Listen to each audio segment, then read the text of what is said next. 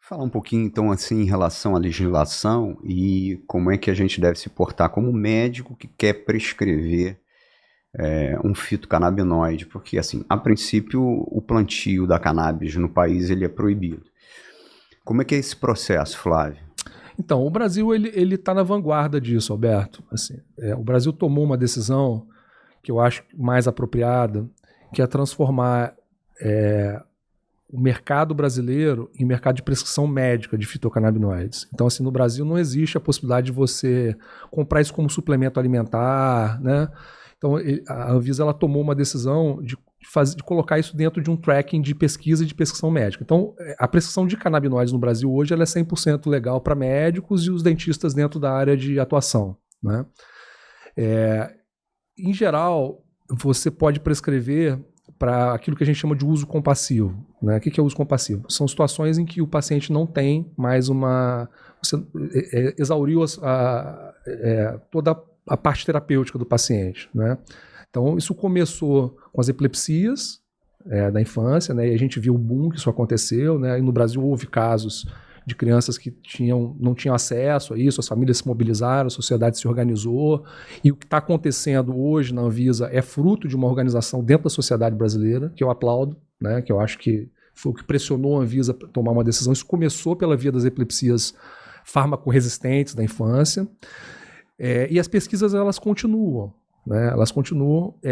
Então, hoje, o Brasil tem em torno de 180 mil autorizações sanitárias da Anvisa para uso de canabinoides. Então, que é um número gigantesco, né? Pensar que há 5 anos atrás, 10 anos atrás, isso era uma fração disso. Então, a legislação brasileira está evoluindo nisso. Então, o que a Anvisa fez, né? Ela criou 2 vias regulatórias. Uma RDC, que é chamada RDC 327, que autoriza indústrias farmacêuticas ou empresas que tem o canabidiol purificado, que tem estabilidade, controle de qualidade, a colocar esses produtos na farmácia para venda. Mas ela criou uma nova categoria terapêutica. Então, o que está na farmácia hoje no Brasil não é medicamento e não é fitoterápico. São produtos à base de cannabis. A Anvisa criou uma nova categoria para isso. E dentro desses produtos, a Anvisa dá 5 anos para o desenvolvimento de pesquisas clínicas. Se a empresa entregar em 5 anos a pesquisa clínica, ela tem um registro do produto e aquilo vai virar medicamento. Qual é o grande desafio dessa via regulatória?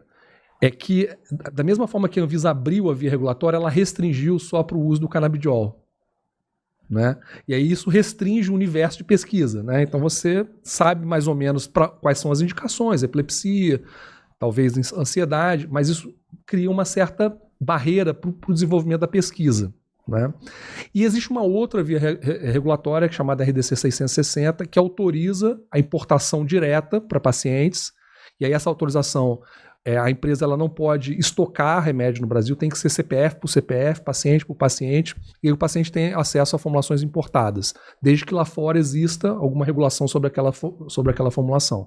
E aí o paciente tem acesso a formulações um pouco mais complexas. Um médico, a princípio a Anvisa regulou o CBD, mas se ele quiser usar o canabicromeno, o canabigerol, ele não pode. Ele vai ter que importar. Ele vai ter que importar. Vai ter que importar, exatamente. Se ele quiser usar o canabinol, ele tem que ter uma formulação importada ainda para o paciente. E existe alguma regulação mesmo internacional em relação ao THC, de concentração do THC? Existe uma regra mais ou menos geral. Por exemplo, na Europa, as formulações elas podem ter até 0,2% de THC.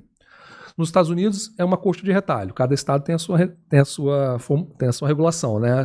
Na Nova York é liberado, uso recreacional, Califórnia, na Flórida é até 0,3% de THC nas formulações. No Brasil, para a RDC da Anvisa,